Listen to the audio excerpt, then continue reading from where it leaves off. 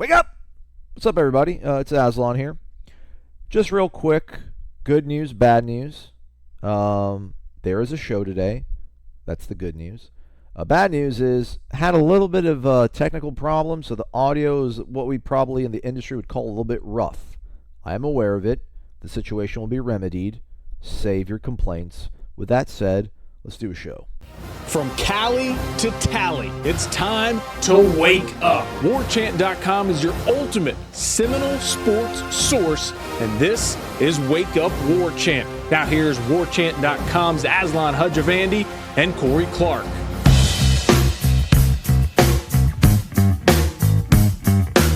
What's up, everybody? It's Wake Up War Chant. Wake up! Wake up! Wake up! Wake up! Wake up! Wake up! Corey, how are you, man? I'm good, buddy. How are you doing? Good. Hopefully this goes off without a hitch.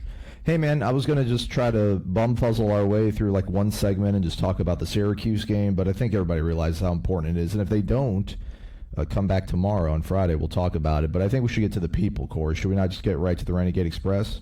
Let's do it, man. Quit pussyfooting around, quit lollygagging, and get to the darn questions, please. All right, well, it starts off with, basically, I introduced the thread on warchant.com. Use the promo code warchant30 if you don't already have a membership, fam. And basically, I'm like, can Florida State notch a win in what is now a scary game against Syracuse? Does the offensive line give you indigestion? Let's talk about life and football, friends.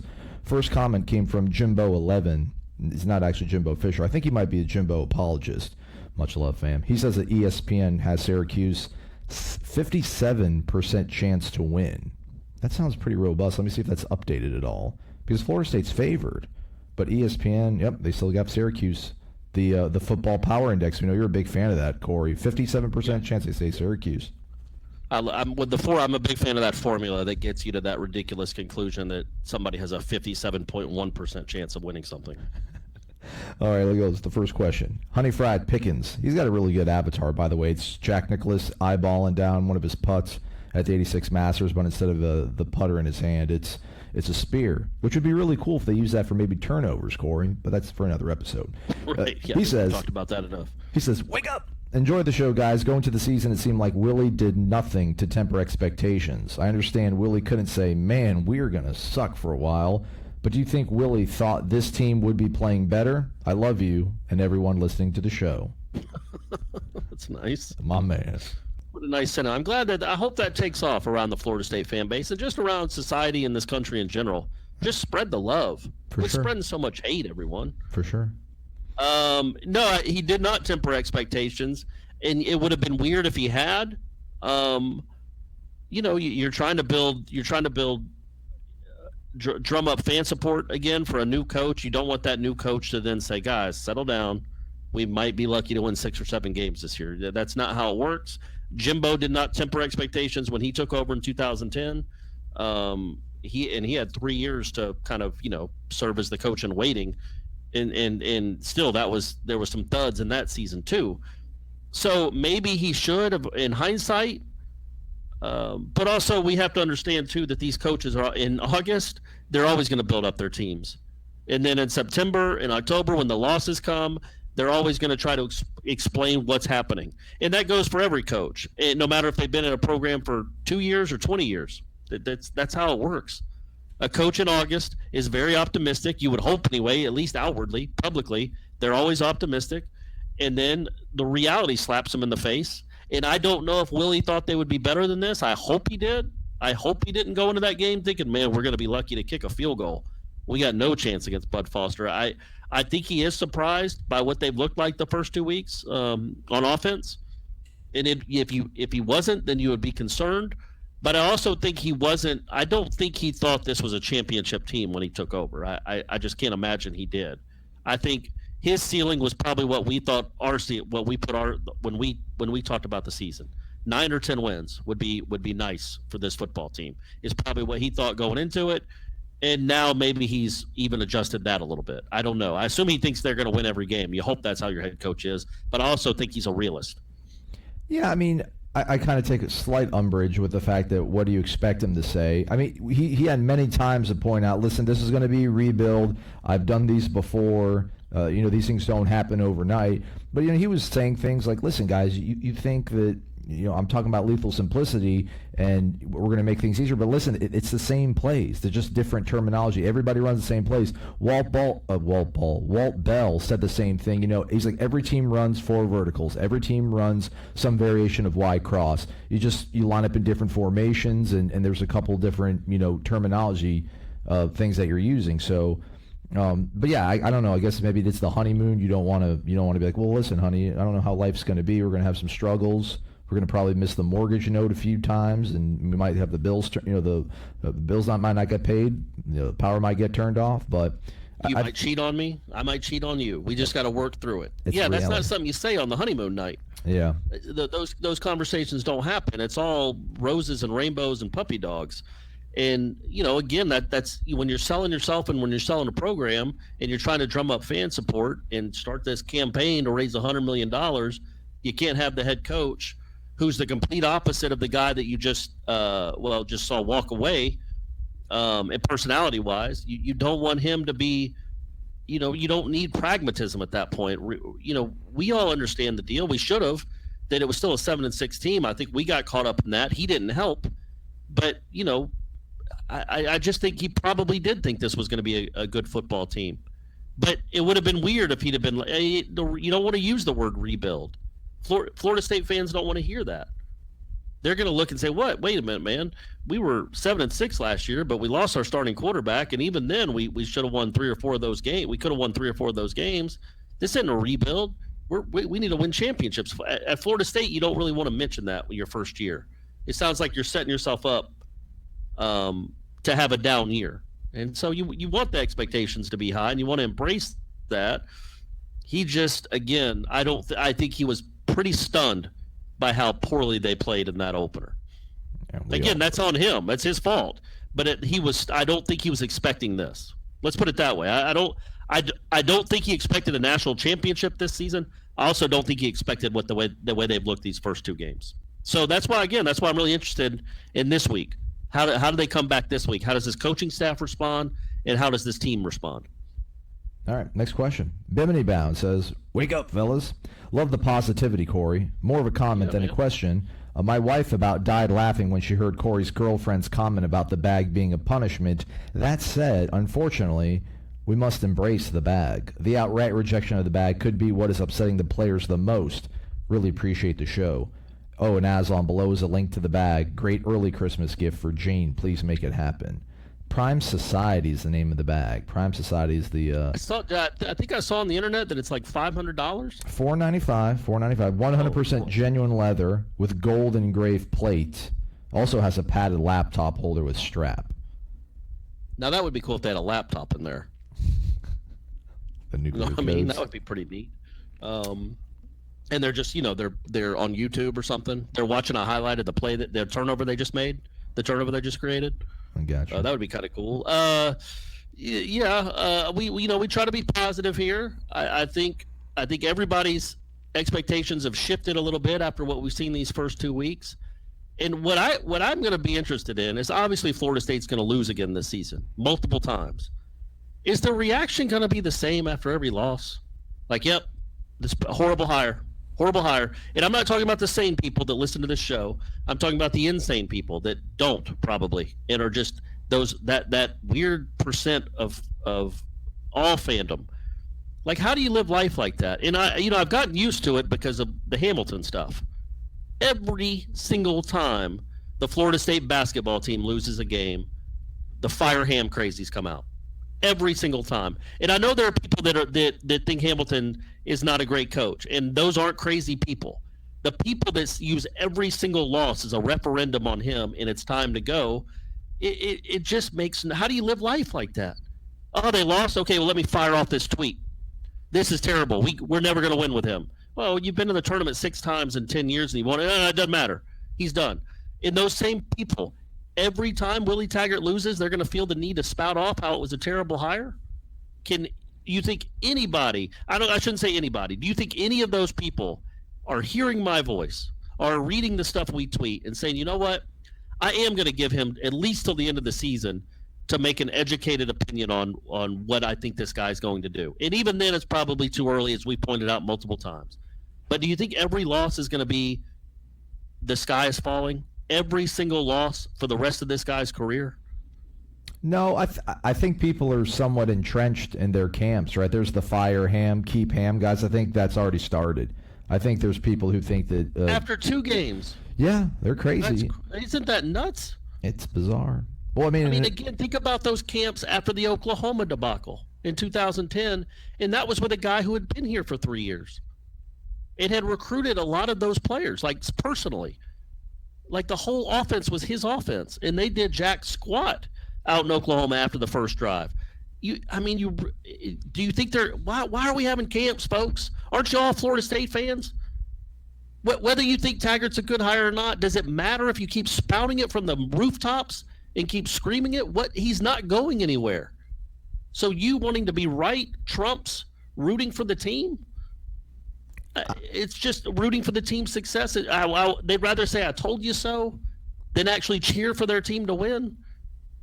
I guess I get people when they get upset, and sometimes it doesn't work. Sometimes these coaching hires don't work.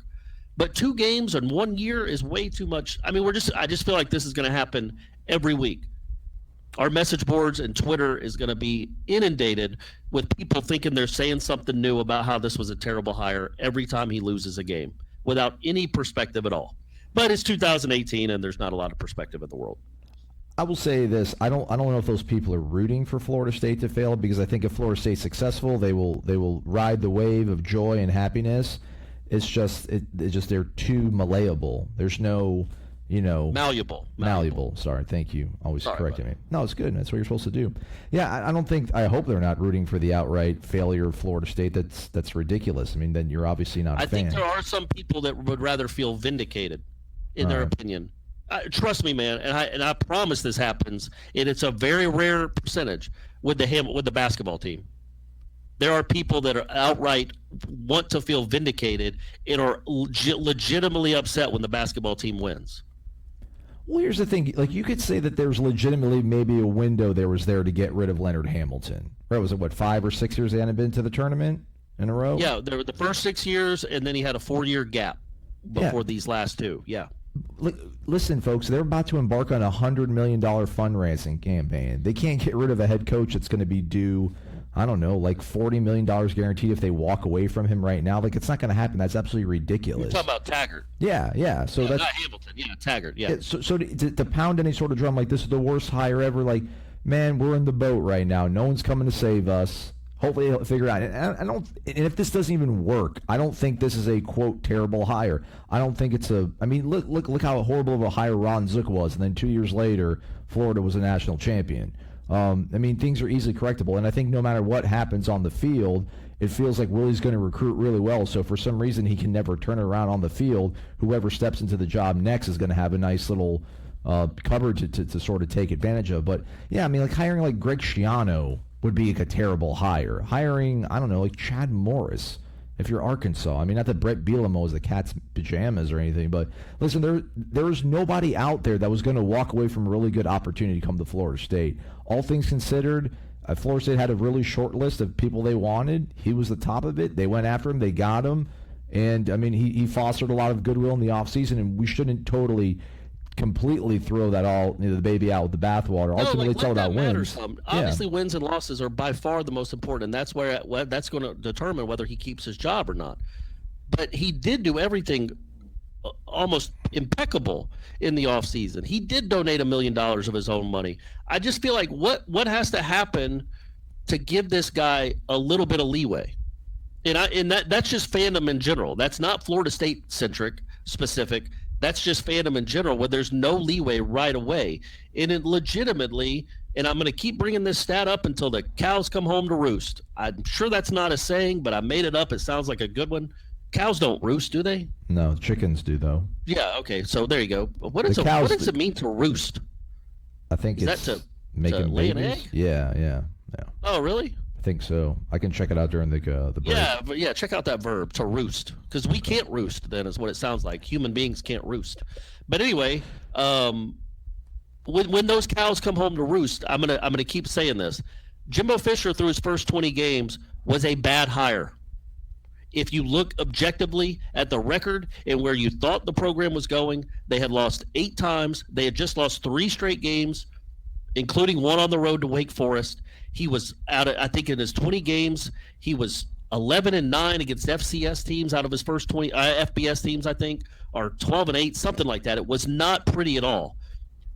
After those first 20 games, he went 46-4. 20 halfway through next season, I think we will have a gauge on the direction of this program and if this is a good fit or not. It still might be a little too early to judge, but at that point, we will have 20 games of evidence of what we're seeing, where this program is going, how they play, are they physical, are they fast, all that stuff. Even having conversations about this might not have been the best hire, this might not be this or that, 2 games into a guy's career is ridiculous. Lunacy. Yeah. It's just lunacy. But that's where we are in 2018. I mean, Frank Beamer was at Virginia Tech for like 8 years before they did anything. He would have been fired. Bobby Bowden, quite frankly, after the 86 season, he went 6-4-1. And he had not been to a New Year's Day bowl in 7 years and had lost, the defense was never great. They always lost the big games, never really made it into that top 10 echelon. There were people that probably wouldn't mind it if he'd have taken that Alabama job. I guarantee you there were people in Tallahassee that were like, man, it sure would be nice if Bowden took that Alabama job after the independence, after the Army, whatever it was, the All-American Bowl in Birmingham. Man, I hope he takes that job and we get a real coach in here and start winning some games. I promise you there were people in Tallahassee that thought that. And I'm not going to even say if my dad was one of those people. But I'm not saying he wasn't either. And then 14 years later, they had been in the top 5 all 14 years. So it takes time. Now, Taggart's not going to get 9 years to work with before he hits a dynasty run. That's not how the world works anymore. There's too much money involved. But we can't judge people's acumen. We can't judge people's progress through 2 games. It's just impossible. You can't even judge it through a season. We can judge what's going to happen in 2018, I think, a lot by what happens on Saturday. But that doesn't mean it's a judgment or a referendum on Taggart's career. I'm done. Boom. He's a good man. Let's all hope for him to win and win big because he's fun to deal with. He's good to deal with. He's a good person from all accounts. He's great to talk to. He's a real human being. Let's root for the guy. And I'm done. I have a whole bunch of retorts, but I'm going to be a man of the people, and I'm just going to bite my lip on it because we got many more questions to get to. Go. Good work. We'll be right back after this, folks. Wake Up War Chant. You're listening to Wake Up War Chant, all Noles, every day. Now back to Corey and Aslan. Hey, it's too late for all that lovey-dovey. I'm your brother. All that other. It's too late for all that. What's up, everybody? I'm Aslan. Corey, you already know that. I say that every single segment, but I will stop. Let's get to the questions, Corey, right? Let's talk. Do it. I'll be a lot quicker this time. AMAC 4553. Wake up, fellas. Love you, Corey. Aslan, you're growing on me. Keep it up. All right, I'm just like a fungus. Just grow on people. Yep. All right, let's see here. It says, I get the could have, would have, should have, but just for a second, if instead of drops and fumbles against Virginia Tech, we barely get by, let's say 17-14, 24-21, and this week again, drops plus stupid penalties, we add 2 more touchdowns on Samford, 50-26. Would there still be all the Willie gotta-go talk, or do you think the fan base is more like, okay, we got problems on the O-line, but we're going in the right direction? His point is players making just 5 or 6 more plays that were there to be made, and Willie's narrative is totally different. Yeah, I mean, for sure. But that's football everywhere. That's everywhere. And I agree with that, and I know I'm gonna go against everything I just said. I'm not going against it, but I'm kind of not giving any credence to what I just said, because what I was gonna say is, it really doesn't matter what our narrative is. The narrative on the outside world, and I'm not telling, please don't think, Willie, if you listen to this, and I know you do, you're on your way to work, the first thing you do is pop in Wake Up War Chant. I'm not telling you to create a tight bubble, and it's you against the world, and keep your bubble tight, and the inner circle tight and all that. But it really is just, none of the narrative about Willie Taggart should matter. Whether Florida State fans think he's done a great job or not, and he certainly hasn't through 2 games on the field, that doesn't, you are what your record says you are, and whether they're 1-1 or 2, I mean, I think fans would be happier because they're 2-0, but in the long-term direction of this program and what we think it can be and what Willie Taggart wants it to be, how fans think about him in September of 2018 doesn't really make a hill Doesn't matter a hill of beans. Do what? Doesn't mean a hill of beans. Yeah, what did I just say? I said it doesn't make a hill of difference. What the hell am I talking about, Aslan? You know what? I just thought about it the other day after when we did the show on Wednesday. Yeah.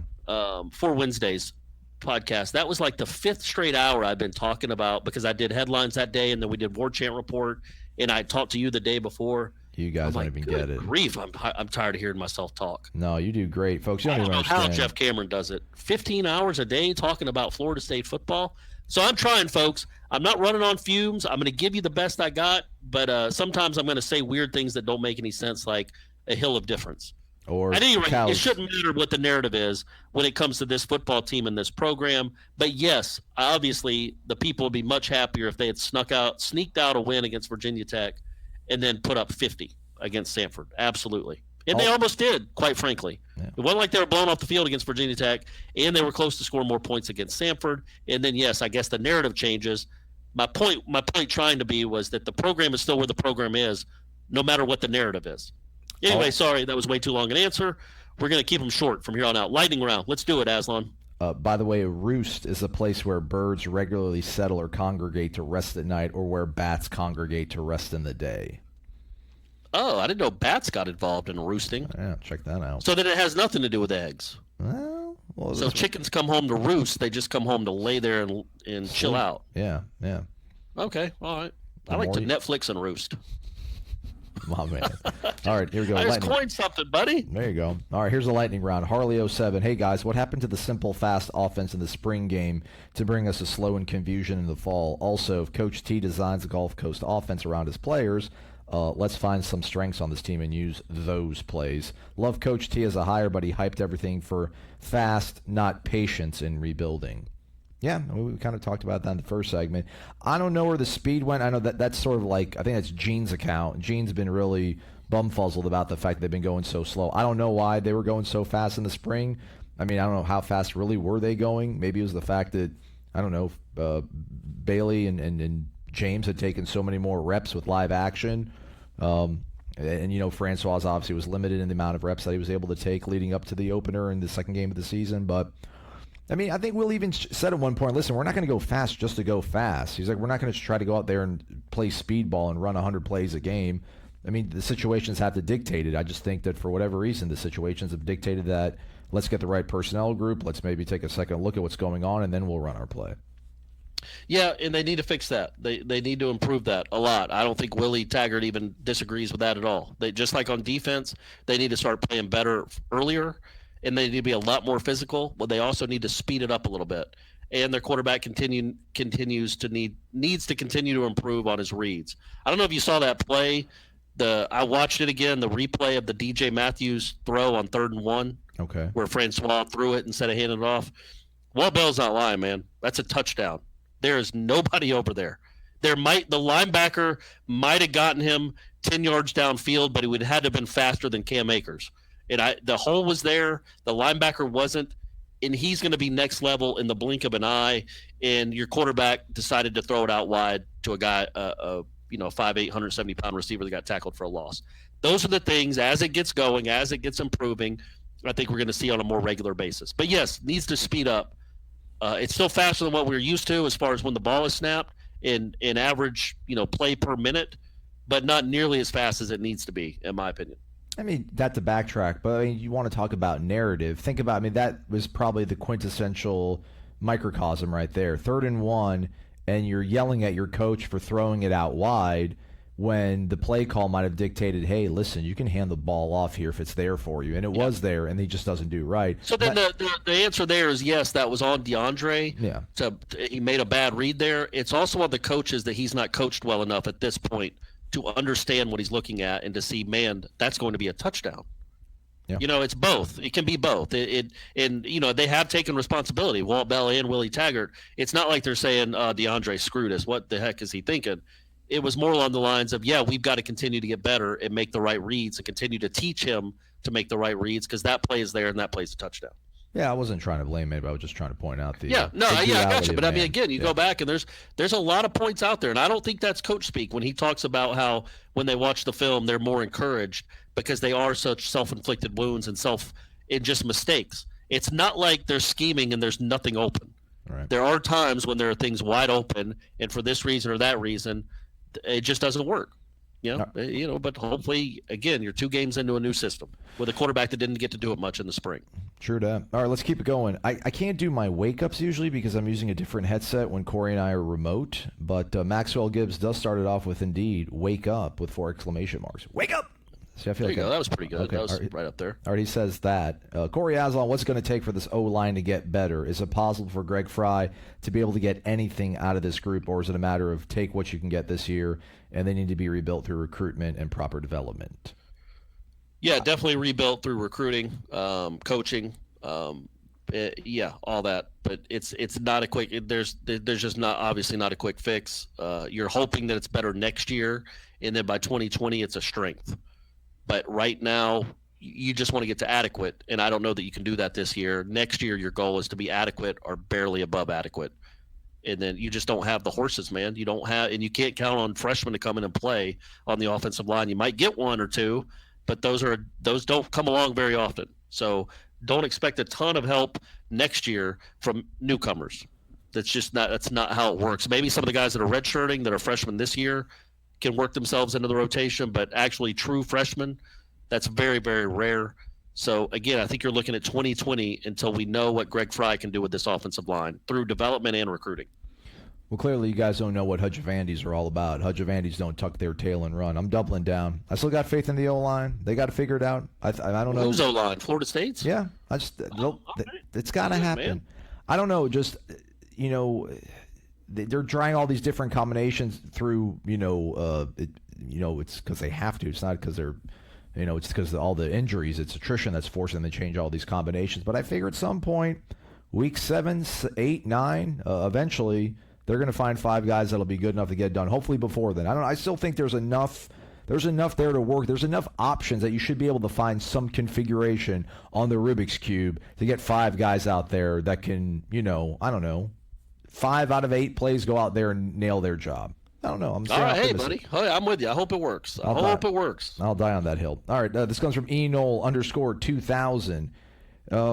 He has faith. He has faith, he says. Ultimately, he's wants to talk about toughness. This is an Irish 3-2-1 column. The players seem to fall down too easy. They don't break tackles. They allow themselves to be pushed around. That's not the standard that we want to see at Florida State. Did Jimbo and the strength crew really slack that much over the past few years? If so, I certainly understand that. We're not going to see immediate changes in Willie's first year. What are the odds we can send a deep cover mold to Bama to get their intel?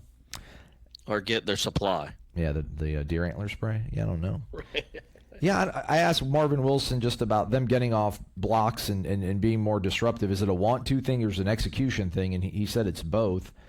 But yeah, I just don't know. Like, you got a 5th-year senior, you've got a 5-star, blue chip guy. You have a 5-star, or not a 5-star. You have a 5th-year senior backing those guys up in the middle. Like, where's the havoc being wreaked? Where's like a Broderick Bunkley guy that's just blowing plays up, a Travis Johnson guy making things miserable for people? Dockett. I mean, just you talk about the presence this team has always had in the interior. That's what I want to see. I just want to see like the defense just wreck plays from even occurring, but we haven't seen that. And I don't know if that's a strength thing. Yeah, not a lot of it. It's just not a physical football team. And yes, I'm certainly not smart enough in weight training to understand what exactly went wrong and why this team isn't stronger or more physical. I don't know if it's the kids they were recruiting or the way they were developing them. But it's not a physical football team. If you go look at the best teams in the country and the way they play defense and the way they play offensive line, they do push people around. They're physical and they're violent. And Florida State right now does not have a lot of that on their football team. And I don't know if that's just you can coach that into him or if he's got to recruit a bunch of new guys. But you would hope that you could flip that and flip that mentality and make them more physical and make them run around like, controlled chaos.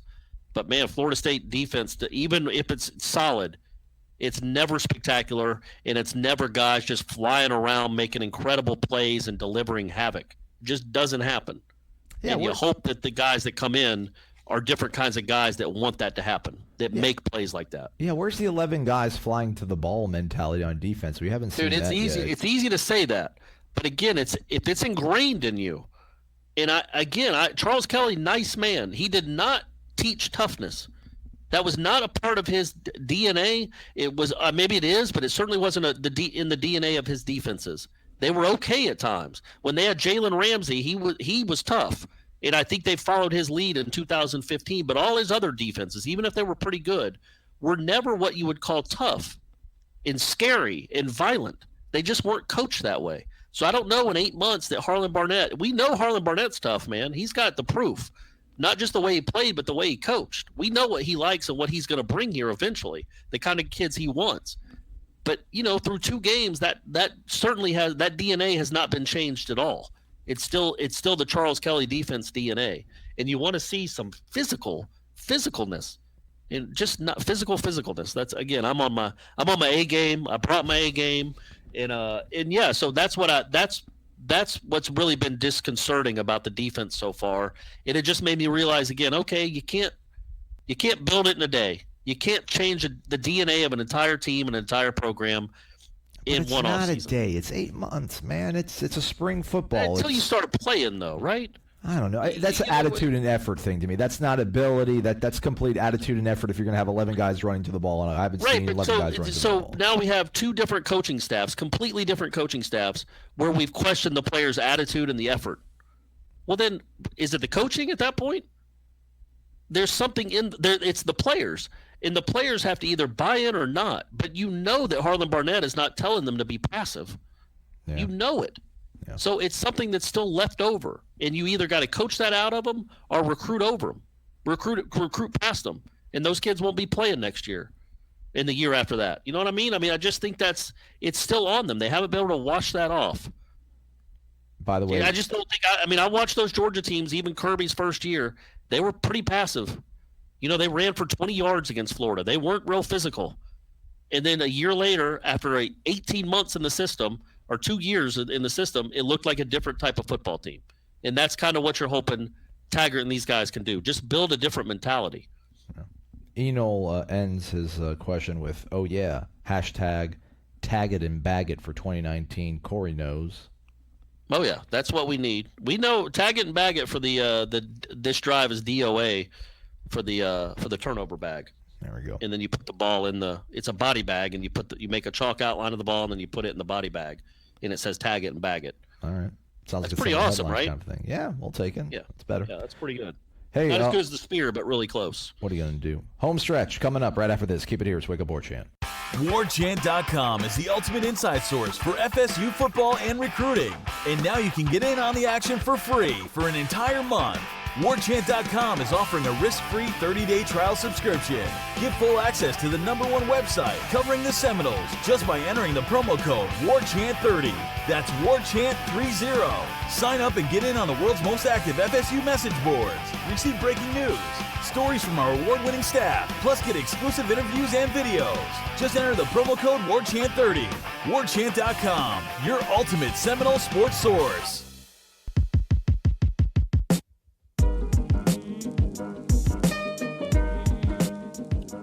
Keep it going, Corey. Welcome back to Wake Up War Chant. You know what it is. It's Renegade Express. Somebody's asking us a question about hair, but I don't want to get into that. It's just too close. It's too close. It's too offensive to me. I don't want to talk about it. But FSU. You? Oh, that's good. Well, you look fine. You can pull it off. Basically, they want to know how do you do it, Corey? Because I kind of am a little bit curious too. Like your head is always smooth. Like I feel like I'd have all these ingrown hairs and bumps. It would look gross. It's not always smooth. It's not like you. I mean, you feel my head probably twice a week, but you don't feel it every day. Touche. And what does it feel like on your cheek? Because a lot of times people don't know this, but before we record, you'll put your cheek on my head. And is it smooth when you do that, or is it a little stubbly? It depends. Usually on Thursday and Friday, I feel like you're letting yourself go, so it does get a little prickly. Right. So what I do is about every other day, I just lather up my head with shaving cream as I'm shaving my face, and I just knock it all out at once. And I was blessed with a nice bald head. You have good scalp. What's really upsetting, because sometimes I go back and look at old pictures of Brady on Facebook. I'm never going back and look at my old pictures, but there'll be pictures of Brady and I'm there. in the pictures of me in like 2008 to 2011, I'm still trying to hang on to my hair, and it just looks awful. Like it's all patchy. I can't imagine Shanna let me wear my hair like that. It makes zero sense. It's disgusting the way it looks. So once I went all bald, I felt a lot more confident about the way I looked, oddly, because you wouldn't think that. But I was blessed, thankfully, because I haven't been blessed with much physically, well, that you can see anyway. But the head is nice.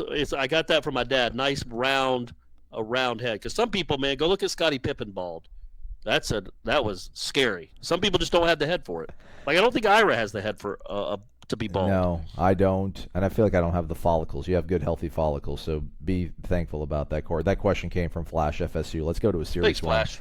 FSU JCB, straight up, right here we go. Is it time for a youth movement on the O-line?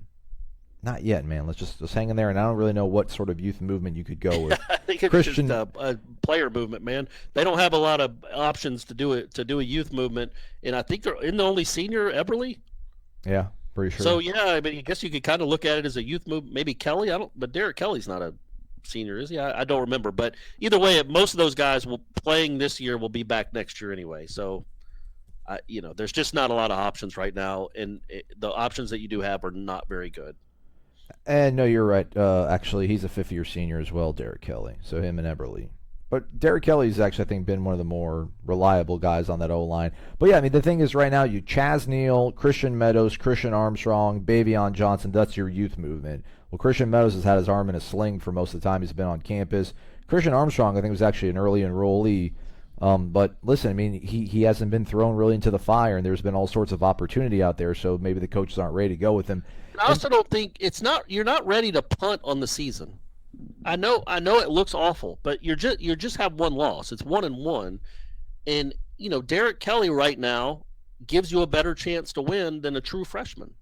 It's just the truth. I mean, imagine a true freshman going down to Miami or to Notre Dame or to try to find that. I mean, none of these guys are going to do great against these defensive lines, but a true freshman might be completely overwhelmed. And you're trying to win games. I think. I know the idea, I know the thought behind it, but wait, if they're like 1-7 or 2-8, then sure, man, punt. Just the last 2 or 3 games, play all the young guys and get them ready for next year. But not when you still have something to play for. Play the guys that you think give you the best chance to win. Even if 2 years from now, the guy that you have, the Christian Armstrongs of the world, will be the guys that you'll be leaning on. That doesn't mean you lean on them too soon. You don't want to prematurely lean on them. This is a good segue to our next set of questions from FSU Guy 1989. Sup, dudes? Here's my 2 questions. Would you rather Willie's first year be something like last year, shows you all the places where you need to improve, or would you rather see a season like Auburn had in year 1 under Gus? Yes, you do win a lot of games, but it masks all the imperfections, and it has been a while to take them to get back up to speed. I don't know. Going to a national title game first year is pretty cool. I think you'd still want that because again, it's the either or. Like, there's nothing that said. I know for the purpose of the question, it's an either or, but in reality, there's nothing that says it has to be play for a national championship and then have almost a losing season the next year and be a huge disappointment. You can build on those seasons. You don't have to immediately take a jump off a cliff. So I think you would think. I mean, imagine what it would do for this program and for recruiting to somehow win 10 or 11 games this year. I mean, and that's not happening, obviously. But if it did, holy moly, you wouldn't want to trade that for anything. No. I just think, we'll know what this guy is in 3 years. We'll know what this program is. We'll know if he was a good hire, an all-time hire, or an all-time bad hire. We'll know all that in 3 years. Fair enough. Which games going forward would you say we will be favored? I know in terms of Vegas we are favored, but ESPN FPI gives us a 43% chance to win on Saturday. Man, everybody's with the FPI. I love it. I love it. I hope that takes over the sport. Northern Illinois and then maybe the Florida game? Wake game, too. You'll be favored at home against Wake. Yeah, there you go. So, yeah, I would think those 3 for sure. Probably at home against BC, unless Boston College is undefeated then. But yeah, so there you go. Probably those. Not at NC State, I wouldn't think. Maybe. Certainly not at Notre Dame. Maybe at Louisville, but I doubt it. No, doubt it. Depends on how you play. It depends on how you play these next 2 weeks, obviously. Right. And again, for all we know, folks, Florida State's going to win 50-6 on Saturday, beat Northern Illinois 66-0, and then they're going to be favored by 2 touchdowns up at Louisville. We don't know. We don't know how this team's going to look. And then game day will be down in Miami for the Miami-Florida State game. Both will have 1 loss, and they'll be ranked in the top 15, and it'll be happy times. FSU Guy 89 ends with keep up the great work. Aslan, when are you going to make your debut on headlines? Yeah, that's probably not happening. It's like Crystal Pepsi. We're all set. Yeah, there's a good. We're all full. Yeah, there's a good recipe there. No need to throw somebody in there, right? Conway T4811, Corey and Asley calls me Asley. That's pretty cool. Okay, I like that. With Upshur coming back into the lineup, is there a chance that we see him and McKitty on the field at the same time? Yes. Yeah, why not? Yep.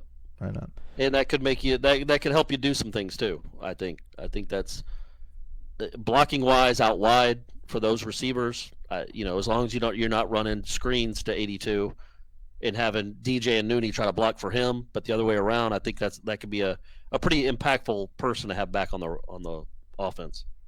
Yeah, which makes you think what he'd do to be benched, because it seems like he has a skill set that would help what they've been enduring. But that's for another day and time. He also asks, your Ninja Turtle, you got a favorite Teenage Mutant Ninja Turtle, Corey? Mine was always, I think, Leonardo.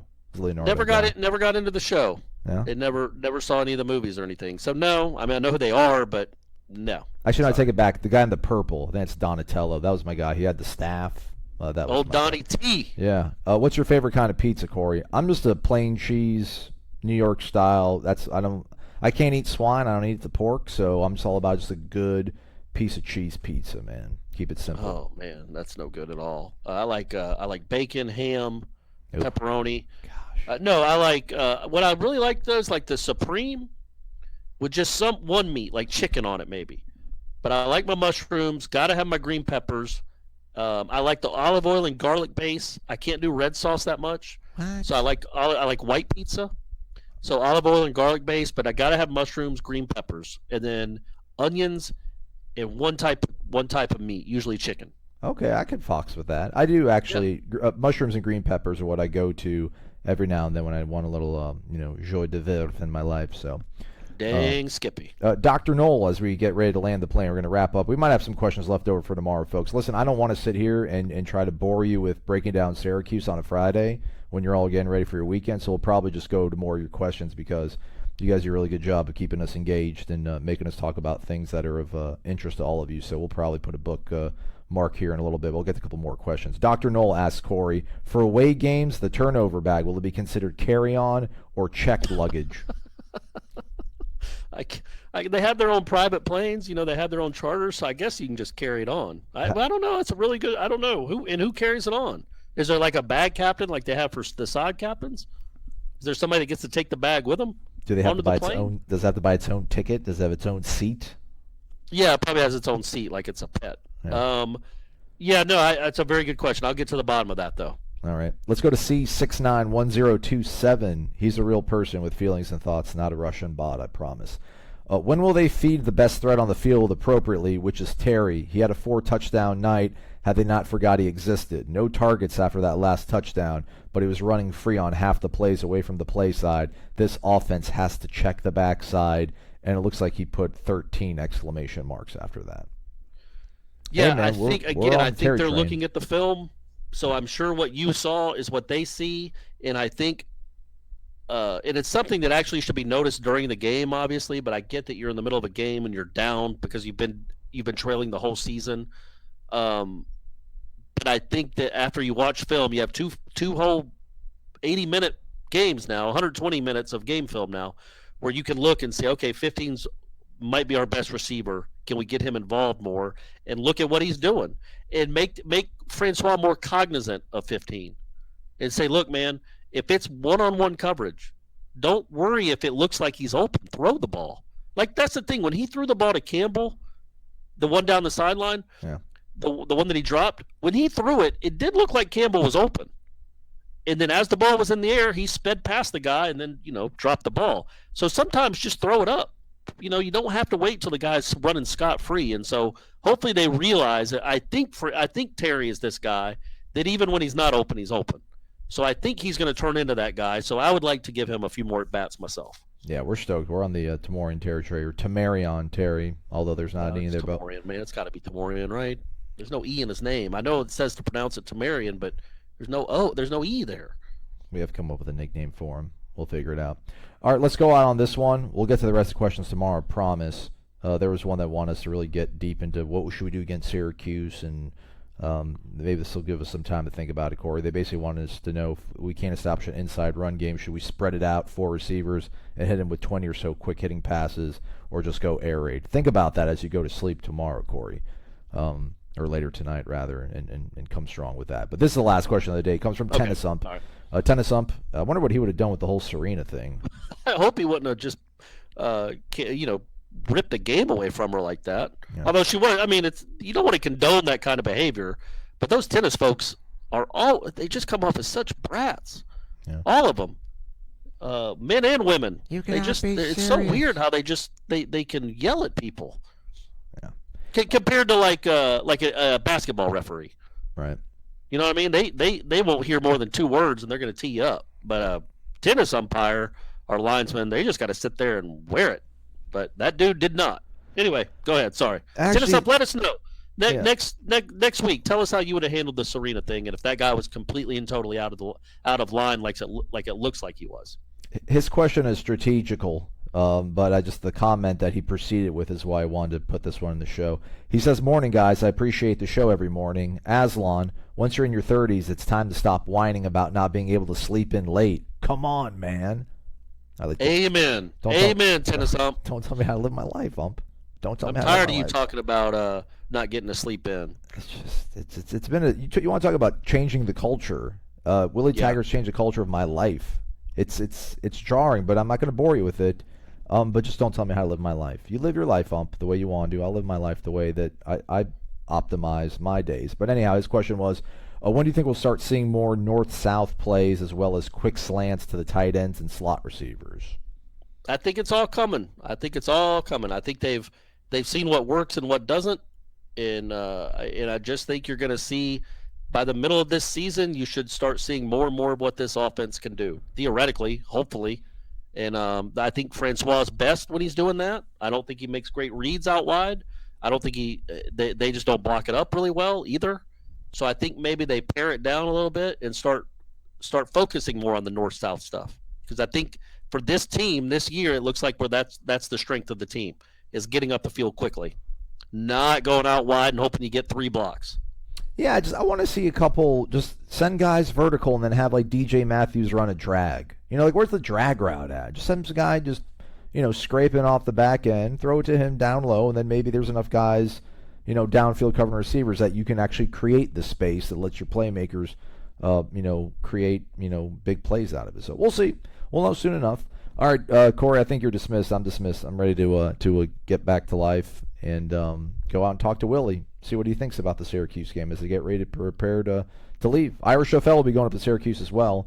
We'll talk to him on the post-show episode. But otherwise, we'll reconvene tomorrow, Corey. All right? I cannot wait. Sounds and that good. Wasn't sarcastic. I felt the sincerity. I think everybody else at home did as well. Good. All right, buddy. Thanks for listening, folks. We'll catch up with you guys tomorrow. The Sod Cemetery, Osceola and Renegade, and of course, the War Chant. These are great traditions known to all Seminole fans. If you are a card-carrying, garnet and gold-wearing Nole, don't you deserve a site that is truly dedicated to covering FSU sports? WarChant.com's staff has over 50 years of experience covering the Seminoles. WarChant.com is the only FSU outlet with a full-time recruiting analyst in Tallahassee. Plus, it's the only site with a full-time videographer and a daily podcast, 100% dedicated to FSU sports. Why act like Gators and settle for second best? WarChant.com, your ultimate Seminole sports source.